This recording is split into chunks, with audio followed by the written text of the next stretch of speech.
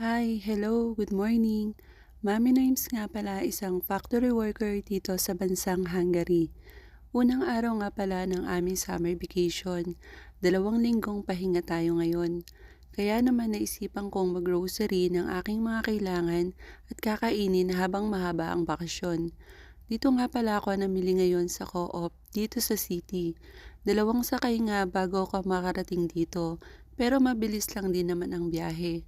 Dito sa Hungary, meron silang summer vacation. Hindi lang para sa mga estudyante, meron din para sa mga nagtatrabaho. At ang kagandahan, 2 linggo kang pahinga, bayad ka pa. Kaya ramdam mo talaga ang work-life balance. Ito din yung kagandahan kapag nakapagtrabaho ka na dito sa bansang Europe.